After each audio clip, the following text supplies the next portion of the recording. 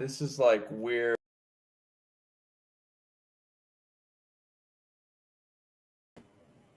To I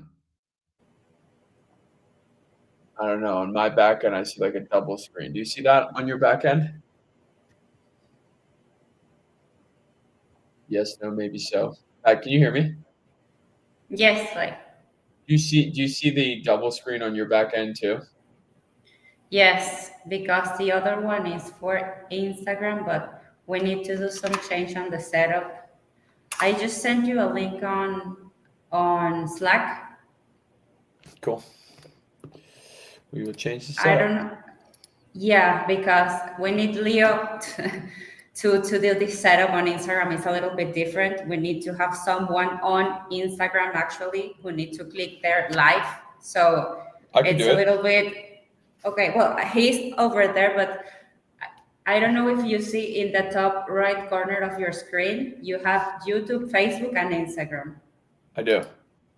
Okay, click on Instagram and I don't know if you see an option called edit.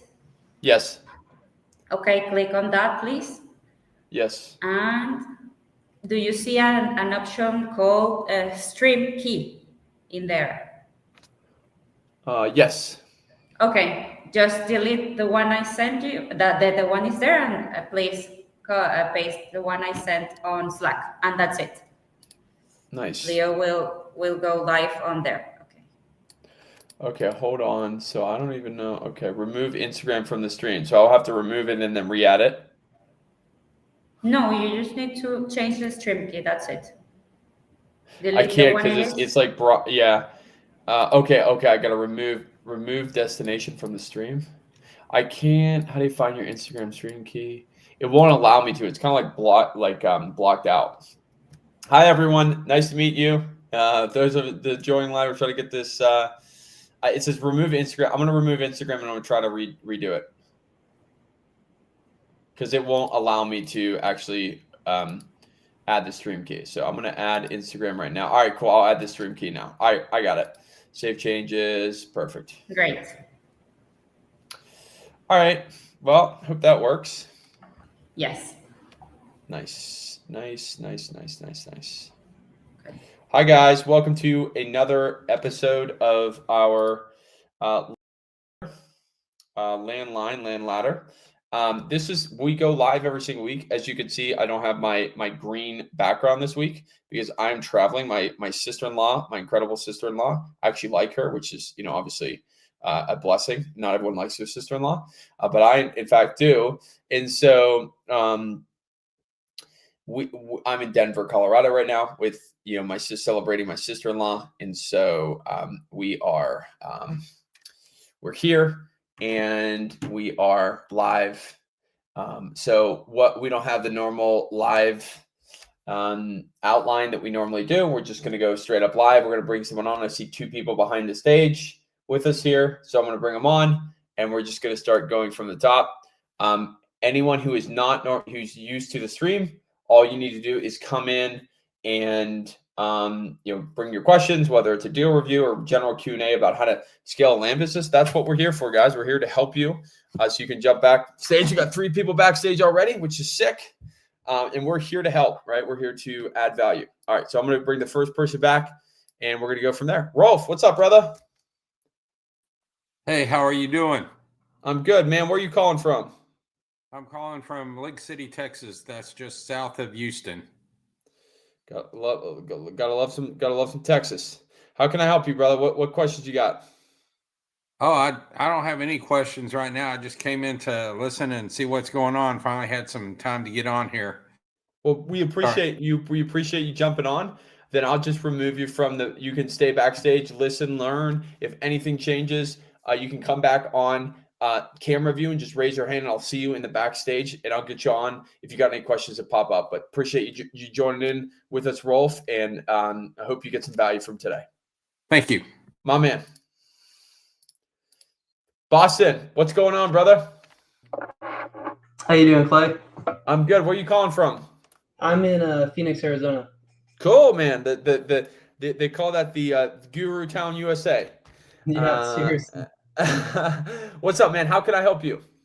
So, I'm about a year and a half, almost 2 years into the land business. Currently where I'm at, I'm doing maybe a deal to 2 deals a month on average, Okay. but they're smaller deals.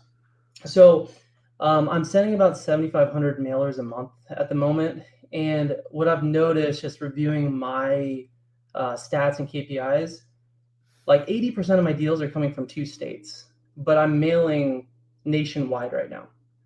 So in that position, like if you were in my shoes, would you go like kind of maybe not all in, but focus more on those 2 states where the deals are coming from, or would you still focus on going nationwide? Yeah, great question. And congratulations for having enough data that this conversation is rooted in data, not emotions. Because most of the time people say, hey, should I hire this person? Should I do this thing? And Mhm. like, dude, 99% of the time, it's like, what does your data say? My Yeah. question for you is, what's your goal? What type of business you want to build? Ooh, that's a good question. Right now, man, I want to do bigger deals. Okay, Right now, my average deal is probably between uh, 7 to 12K, somewhere in that range. got it. So I want to end up doing larger deals, and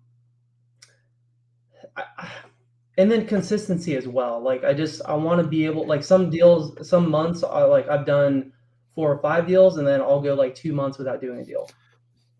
Okay, all right. Um, so our average profit per deal is 37,000. Okay. So, it takes 5 deals for you to do one Mhm. deal that we do. Right. So, depending on the type of business that you want to build, everyone says, hey, I want to do bigger deals. There's just a very sequential path of how you actually do that. Okay. So, you're saying, hey, the bigger problem is uh, if we're looking at this kind of 2 or 3 layers deeper, right?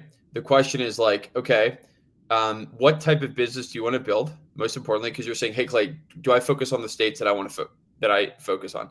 Are the states that you want to focus on, or the targeting that you're focusing on, bigger deals, or is it more of the same small deals?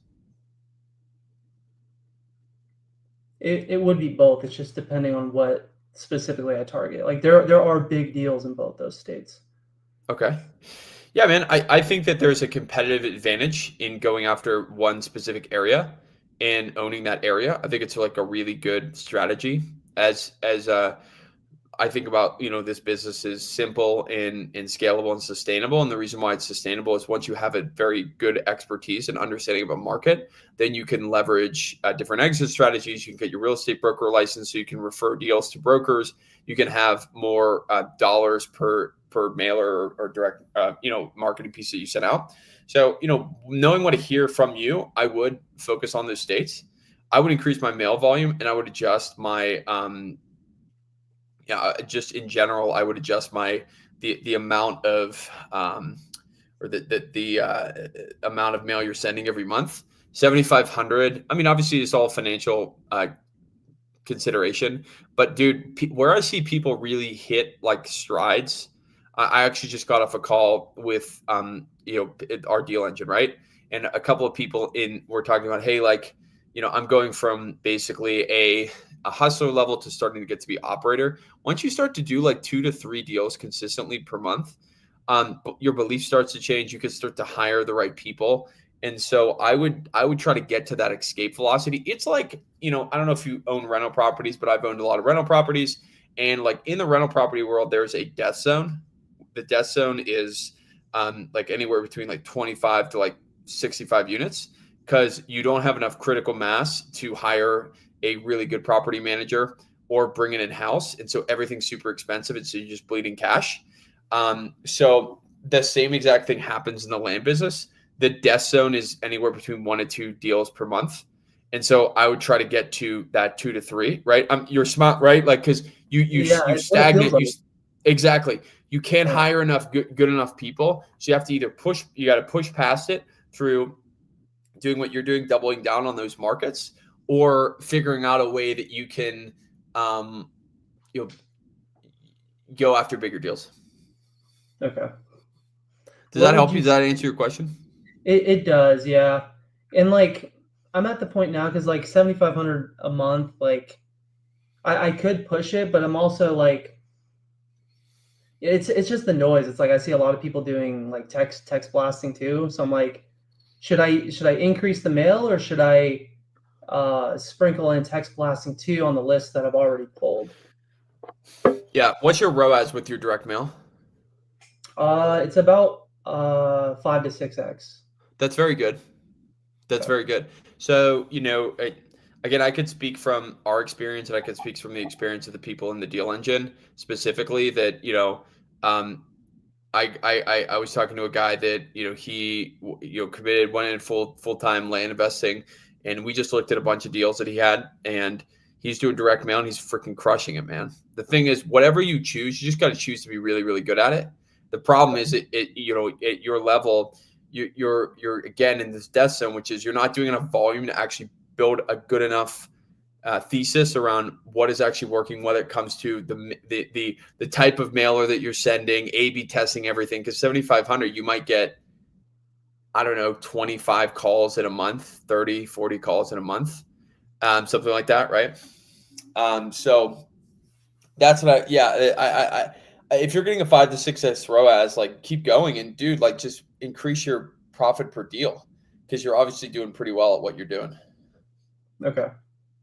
Okay. Cool. Anything Yeah. else? That was really the bulk of it. Yeah, that answers my question. That gives me some clarity, so I appreciate it. Cool, man. Well, anything else? If you want to ask another question behind here, you're here, and I'm here to help in whatever way. So if you have another thing that pops up, just raise your hand in the back end because you're behind the stage, and we can answer a question, no problem. But hopefully that was helpful.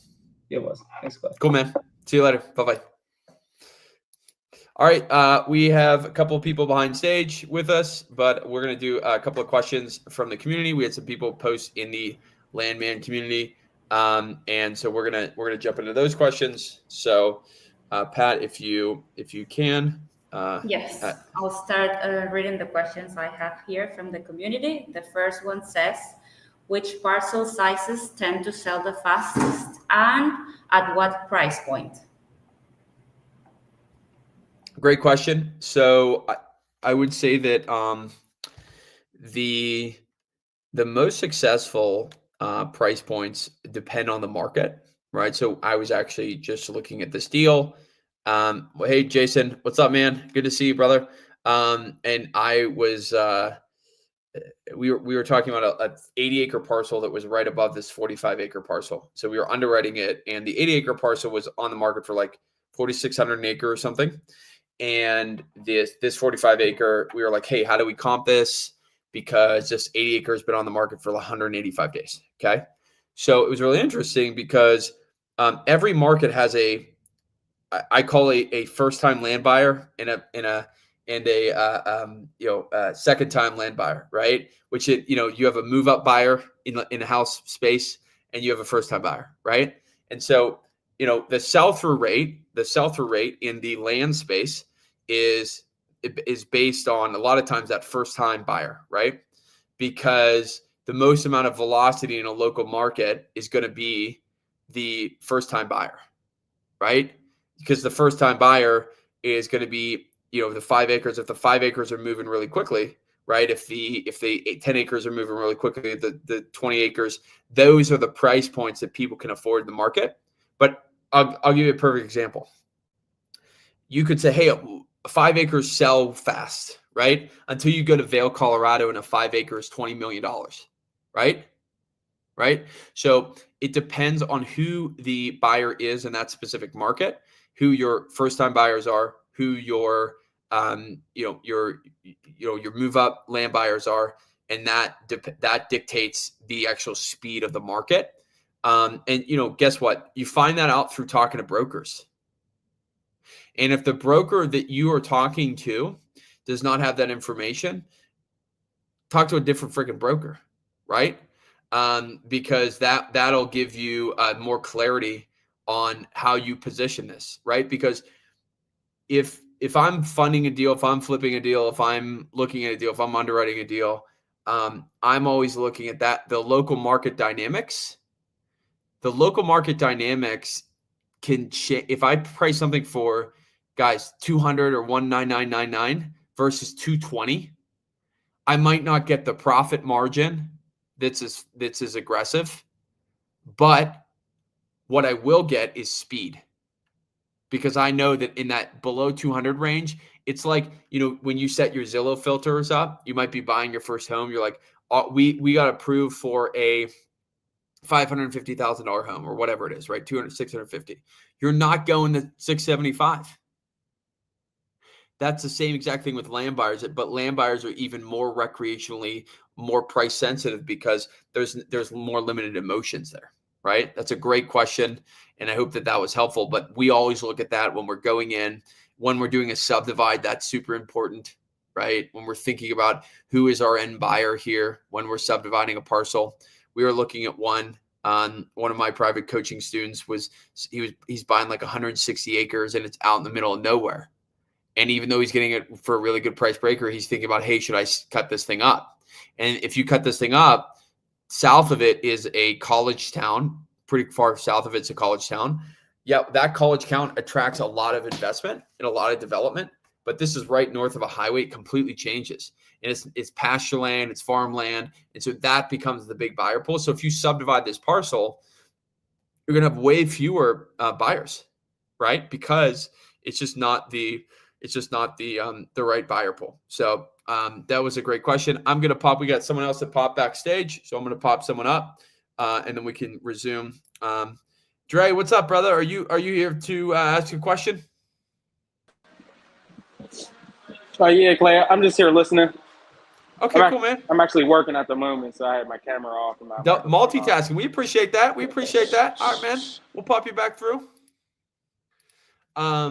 So, Pat, what other questions we got? I know we got a lot in the community. Other questions in the community. Yep. Okay, we have another one here. What buying criteria do you see newer investors overlook that could dramatically improve their deal quality? Oh, that is a really good question. I'm not sure if I exactly understand it. What buying criteria? I would say that a lot of people that came in a year or two ago or 3 ago are used to funders who are not flexible, who don't think out of the box. They're like, oh, I can only buy 40%, 55% or 45% of market value.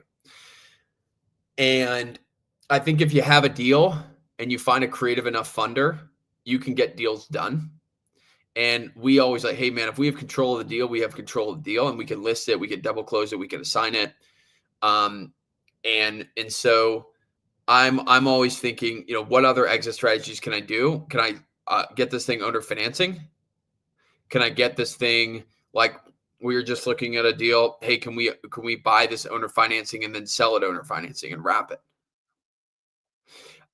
So there's the owner financing, there's the double closing, and then there's the finding the right person to help finance this, whether it's a hard money lender, whether it's family and friends, so you get better terms, whether it's using a funder that's more creative in order to get better deals done. That's what we're looking for, right? And just increasing optionality. So that's a great question. Okay, I'll go with the next one. We have another one here. What characteristics besides parcel size tend to increase how quickly land sells? What characteristics besides acreage, property acreage? Okay.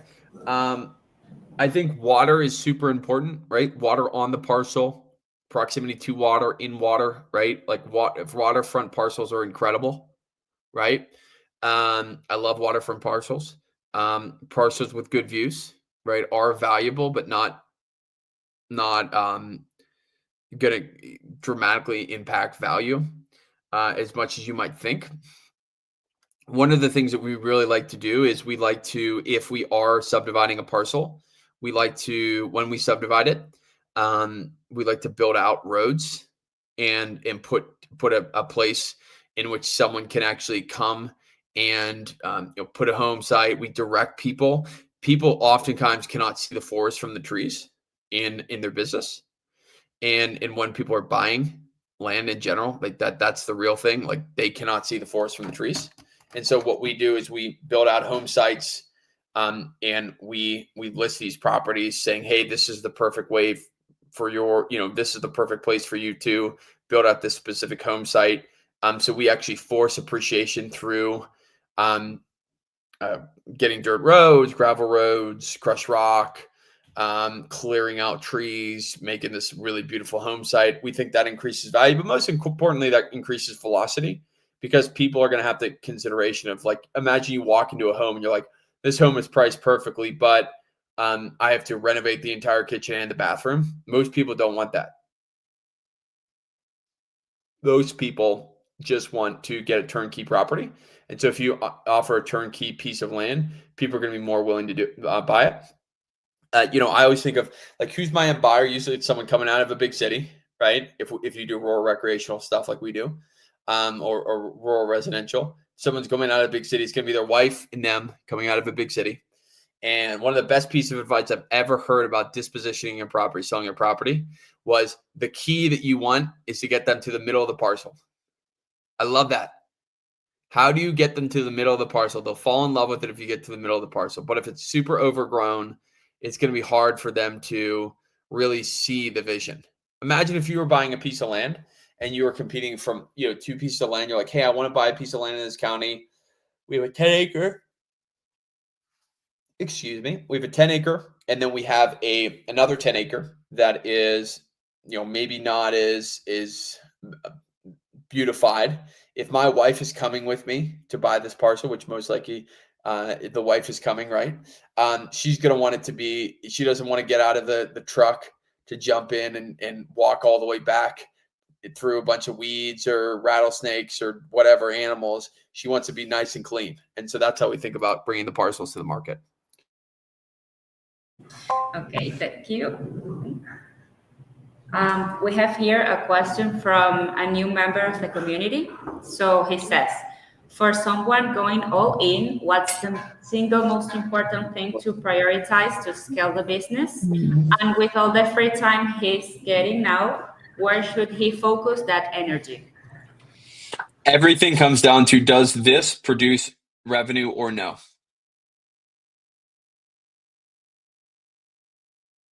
That's it. I mean, people want to scale quickly. They want to hire a bunch of capable global talent, capable virtual assistants, and they want to scale themselves out of a job when they don't even have a business. So focusing on the land ladder, right? Focusing on where are you in the land ladder, which is something that we're going to be releasing soon. It's really exciting. But where are you actually in the land ladder, right? And how do you know, how do you actually get to the next level? Oh man, hold on. You know what? I'm going to do a little bit of a Pat. Do we have a little bit of land ladder? Can I share my screen and do a little? Can we do a little tease here on this live? There's some people on this live. I want to share a little tease of the land ladder here. Let me send you the link. Wait a second. Perfect. We'll wait for a second.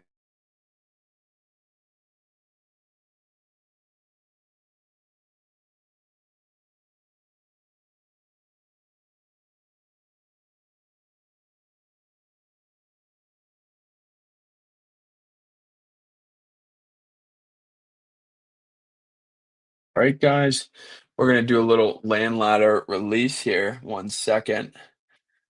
Okay.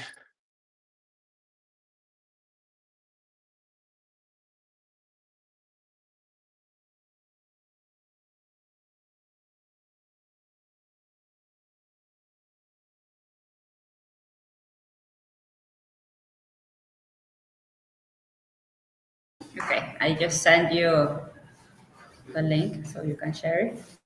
Okay. We're going to share something we have not yet released, but we are going to be showing you guys here right now. For being on the live, we're going to share this with you. Let's go. What's up, Dylan? Good to have you on, brother. I'm gonna pop this in. So guys, this is a little bit of back end stuff that we are. Hold on, I'm not even sharing my screen right now. So this is the land ladder, guys. We're actually gonna be releasing this soon, but this is the personalized roadmap from how do you go from where you are to scaling this business. At what stage are you? What do you need to be doing? My man Boston, who is backstage, if you guys weren't here earlier, but every single thing that you need to do to go from beginner to hustler to all the way down to, hold on, developer. How do you go to art? How do you go from architect? How do you go from 75K to 200K in net profit per month? That's kind of an exciting figure, right? So we're building out the land ladder, which we're going to be releasing soon. And it is everything you need to do in order to scale to the next level. And Pat has been working, I've been working on this behind. It is each individual level. You have 15, 20 things you need to do, like you graduate from the, high school. You got to take calculus. You go from freshman to sophomore year, for example, right? You got to take calculus. You got to take history. You got to do Espanol. You have to do English. You got to take all these classes. But most people, the reason why they can't actually scale their business is not because they're not capable. Okay. After working with dozens of private clients one-on-one, after having people in the deal engine, we have operationalized what it means to scale this business. Okay. So just like when you're going from one grade to the next in high school, there's a sequence of steps. I need to get at least this grade in this class in order to graduate to the next level, or I'll be held back. Most people want to graduate. They want to be doing junior level work when they're a freshman. And so what we've done is we have operationalized how you go from freshman to sophomore to junior to senior to college in a way that anyone can do it, right? And that is the land ladder. That is the land scaling roadmap, and that we will be releasing that soon. And it is absolutely insane, absolutely insane. Pat. We have a question related to the land ladder on the private chat. Okay. Okay. So that's okay. So okay. We got a couple of people in there. How do we get the land ladder? Well, it's still in. We're still putting it together. But we have a release should be by the end of the month, probably around Black Friday, where it will be. We will be releasing it, and it is going to be, for most land investors, going to be basically a $10,000 course. No, let's see, $25,000 course. What do you think, Patricia? Probably 25,000, right? I think it's probably worth 25, 30,000. So we'll be releasing that. For those who are in the community, you guys will have first dibs on it. I know a lot of you guys are in the community, so you're gonna have first dibs on it. And when we release it, you're gonna be shocked by the price of it. It's going to be entirely free. So it's going to be incredible and completely free. Okay. What else we got, Pat? Any other questions here? Yes. We have some new questions from the community. I have someone here asking, what pricing strategy do you recommend to balance speed of sale with profit margin? We always like to price based on, that's a great question. We always like to price based on, 1 second, guys. One second.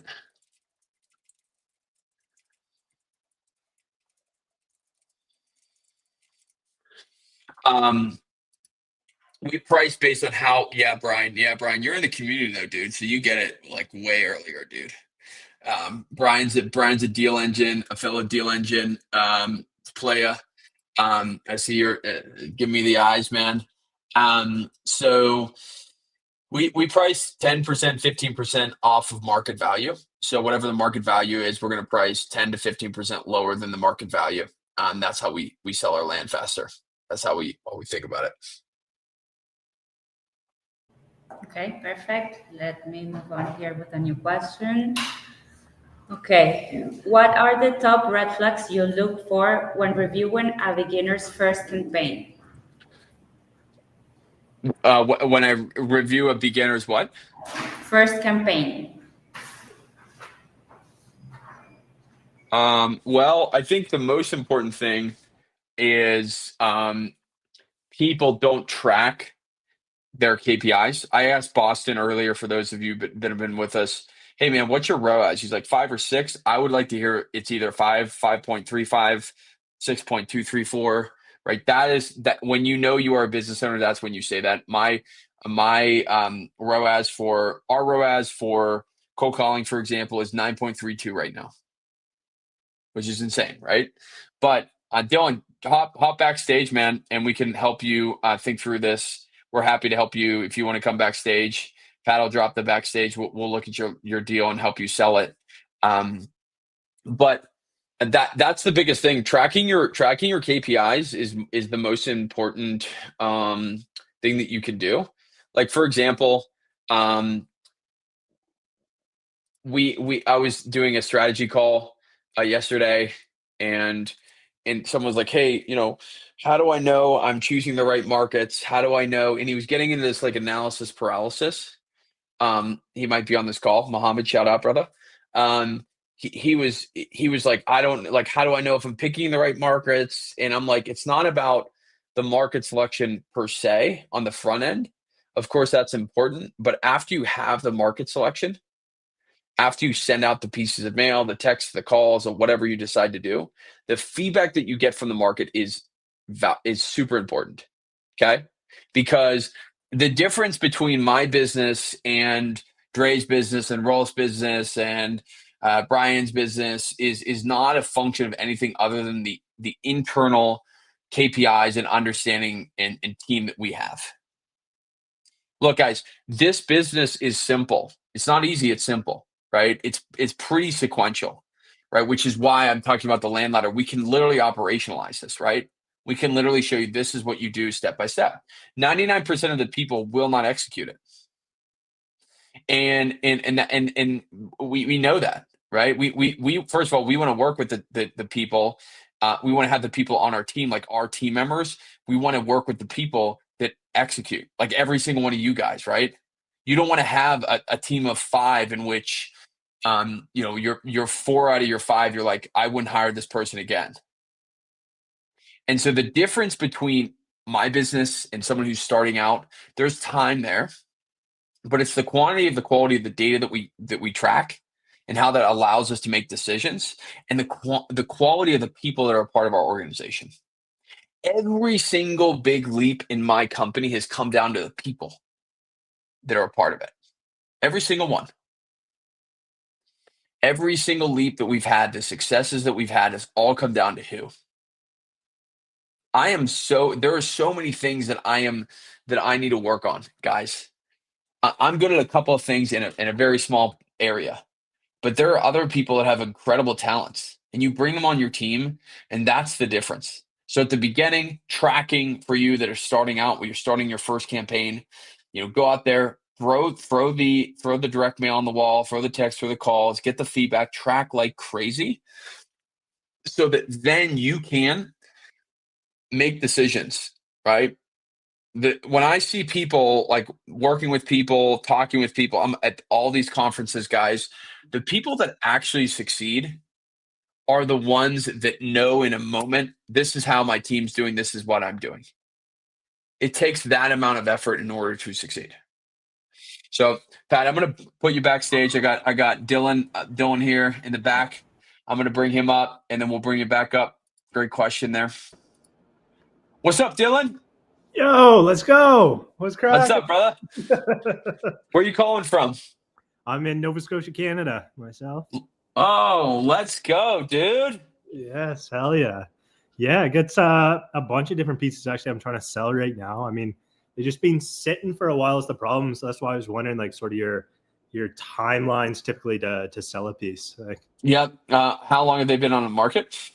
I got honestly 4 or 5 of them that I put up like in July. I and I got them on Facebook, and I just get so many friggin' tire kickers. Like, people. Do you just- own them, or are you trying to wholesale them? I own them. Yeah. Is there a reason why they're not listed with a broker? Save on brokerage fees, I guess. Like, Okay, so just to give you kind of a understanding of the level of deals that we're doing, we are Yep. closing on 30 deals in the next 2 weeks, buy side, right? So we do a lot of transactions, and we have studied every single angle of can we post on land.com? Can we do Facebook? Dude, I have a team that is dedicated yeah. to helping us sell deals on Facebook. And I said 85, 95, 96% of our sales come from brokerage, MLS. Jeez. Okay. Yeah. Do you So ever go. MLS? Like, I found a guy here locally. I just paid him $400, and so he listed a couple of them on MLS. It was like he called it a mirror posting. So I'm doing that as opposed to paying him a percentage fee. Well, look, dude, you pay pennies, you get pennies. Real talk. Like, I'll tell you one thing. You could hire someone today Mhm. to run your entire business for you, and you could make money off that person, provided you have the right structure. We are all dispensable. We can hire someone to do our job, right? The founder, there is a vision component, there's a strategy component, there's an execution component, Dylan. But do not look. I'm not the guy that's going to pay someone 8%, right? I'm like 5 to 6% and 7%. By the way, I'm okay with paying you 8% if you sell it in 30 days. Yeah, fair. Right. So is this land in Canada or US? Yeah, it's in Canada. Okay, well, to be fair, man, like I will tell you, I know US, so I'm a little bit over my skis here. But I would say that working with brokers, dude, it allows you to also focus on other things in your business that would be helpful. Fair. Yeah. Okay. Well, no, that's good to hear, because I don't know, I'm on the phone all day dealing with these people asking the same stupid questions over and over again. Like, and things are going nowhere with selling this land. So yeah.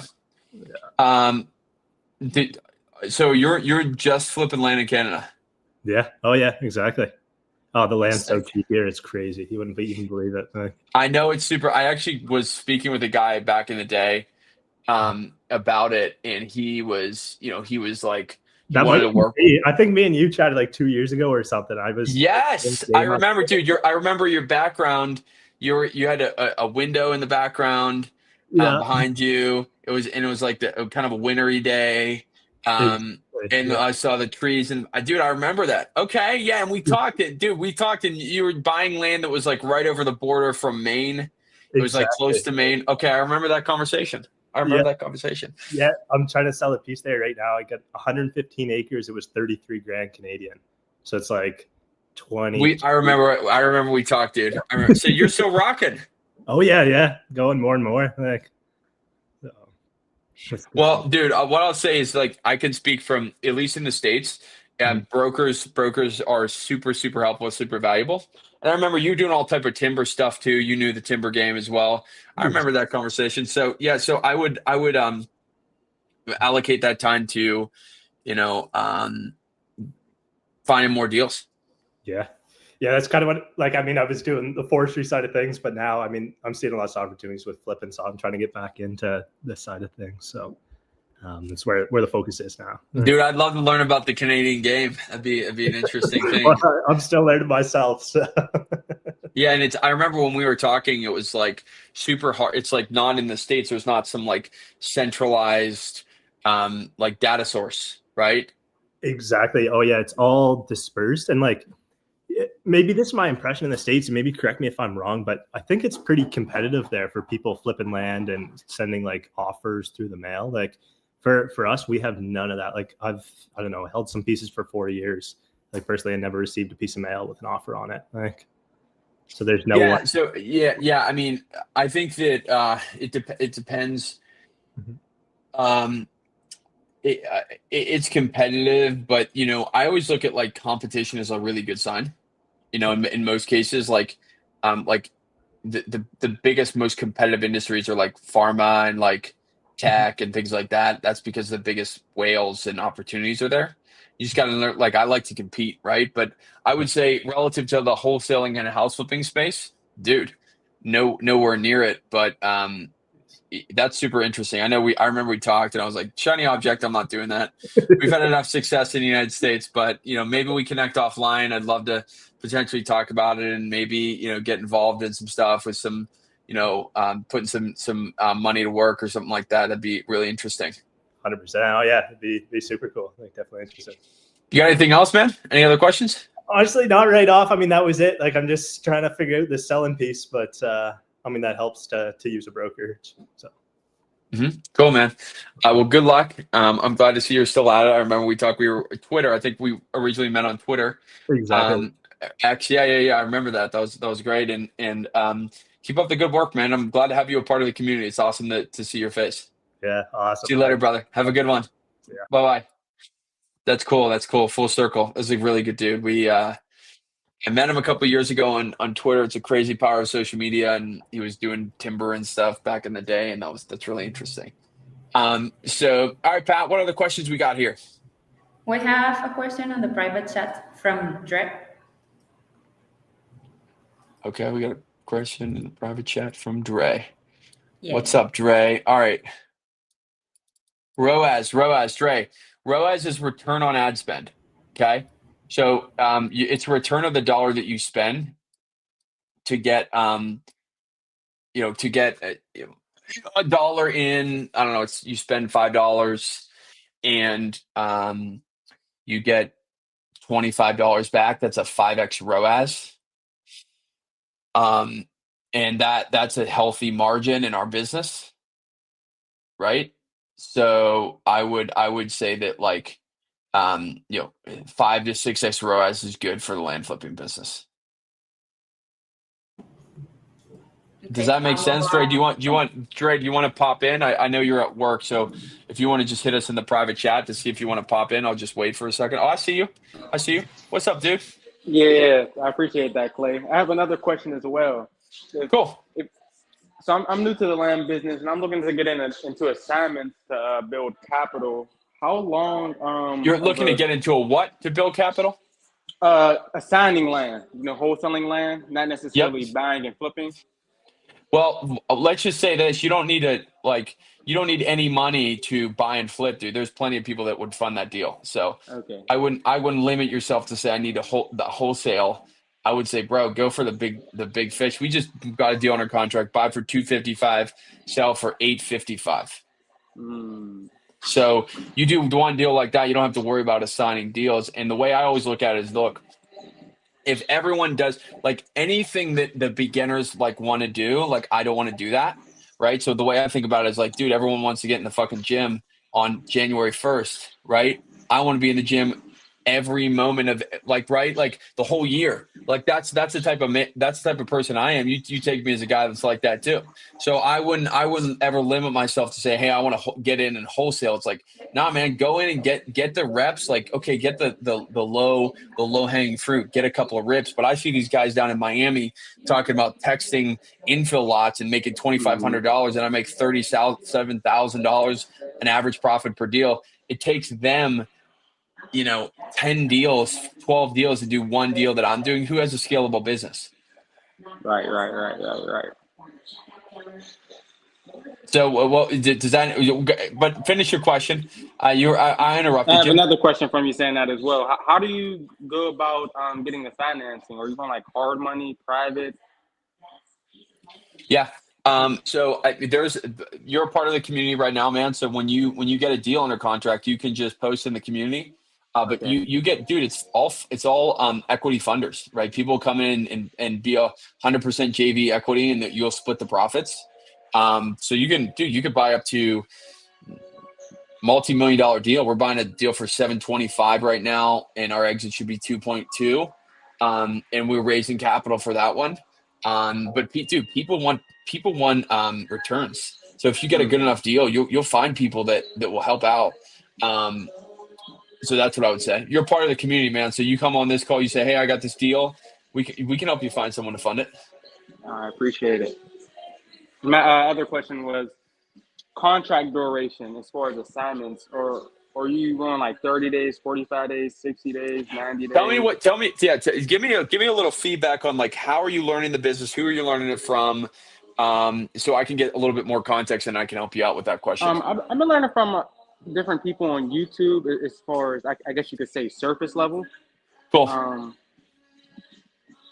But that's kind of really the only question I've been having to, because I can find off-market deals.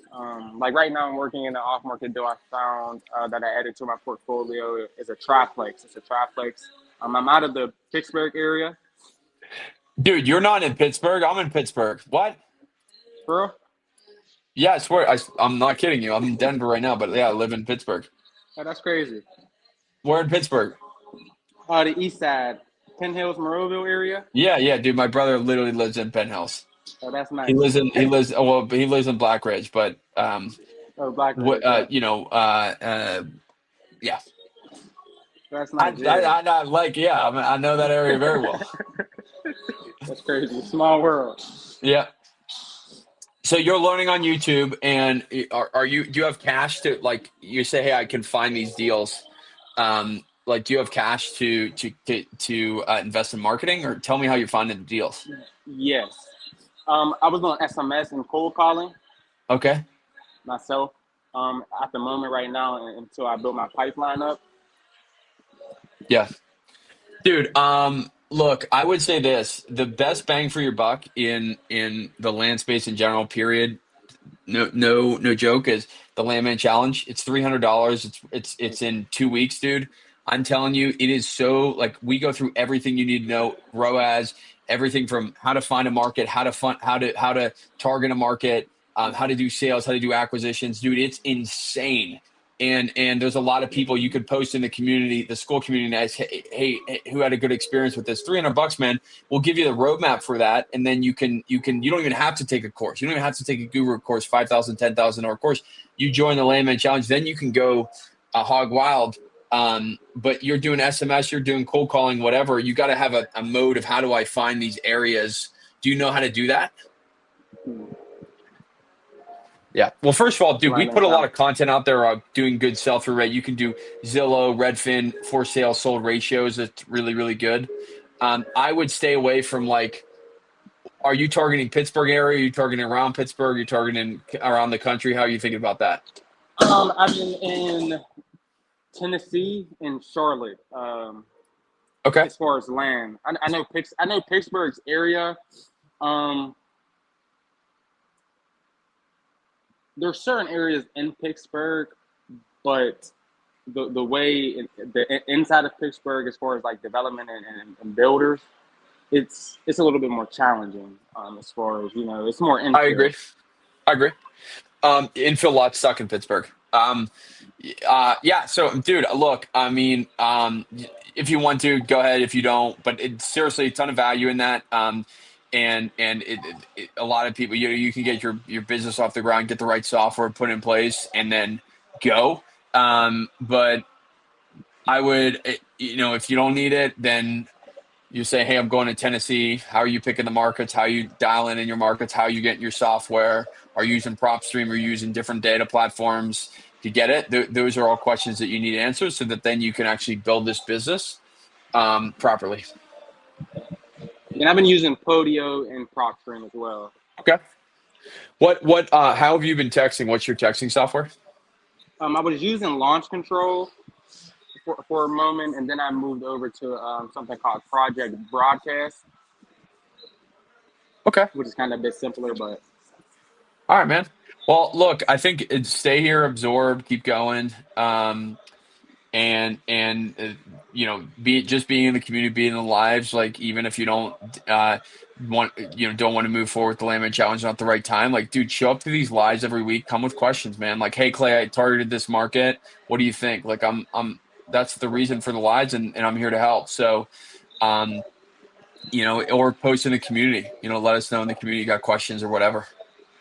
And the LandMan Challenge starts December 1st. December 1st. Okay.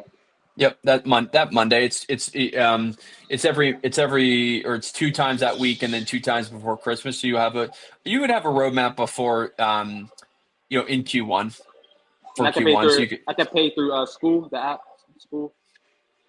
Or there's like a Stripe link, I think, in there. okay, Yeah, all right, yeah. I'll check it out. Yeah, it's it. I think she posted it.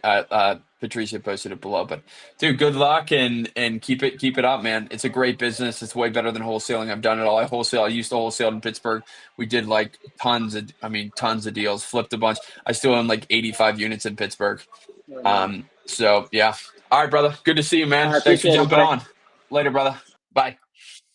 Do you reach out to people who own less than 5 to 10 years, Brian? It depends, man, for that question, right? Do I reach out to people who own less than 5 to 10 years? Not normally. But it all depends on how much cash you have and what marketing channel you're using. So give me 1 second. I'm going to look at another question here, guys, on a different screen.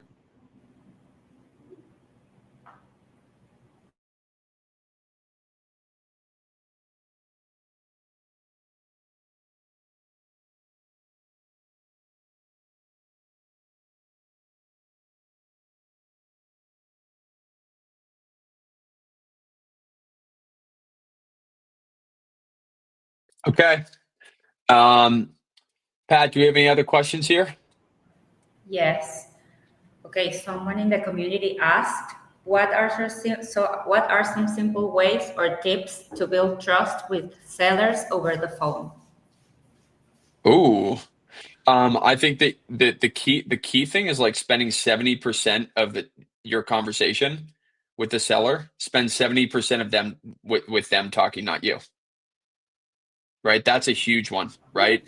The more that you talk, the less successful the conversation will be. So I would say that's a good ratio, 70-30. And focus on, hey, how do I make sure that I'm always talking less than the seller? Because if you do that, then you actually build a rapport and relationship with the seller.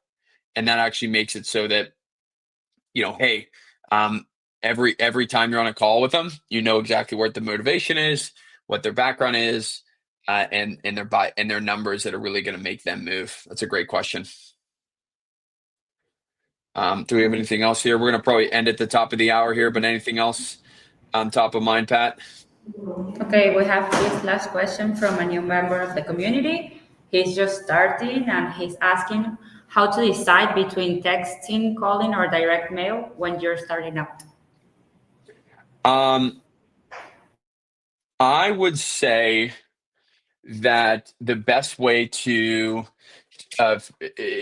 say, well, hey, if I'm going to do texting or calling, provided it's compliant, versus direct mail is, do I have more money than time or more time than money?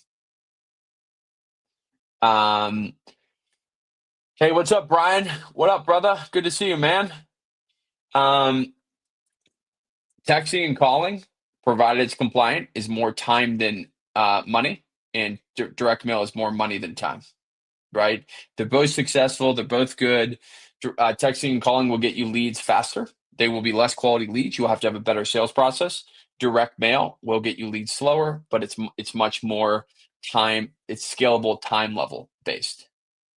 So that would be my answer. Thank you, Clay. We're finished with the community questions now. Jason, thank you, brother. Thanks for tuning in this week, brother. Always good to have you. We'll see you next week. Thanks, Pat. Then that's great. I will say, guys, thanks again. I know I was mobile this week, so we couldn't do the opening like we normally do. Every single week, we will come to you guys live here at 5:00 for the LandMan landline.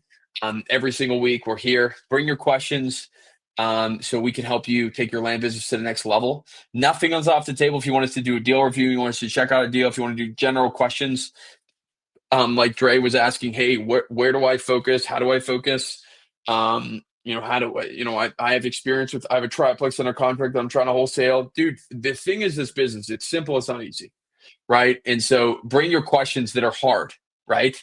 That are difficult, and they're difficult to answer, complex and hard. That's what I'll say.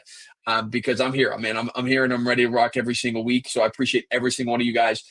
Join the LandMan community. We got a ton of awesome resources in there, and as always, it's incredible community to get your questions answers, to find people that are like-minded, and to really scale this incredibly profitable land flipping business. Until next week, guys, I'll see you later.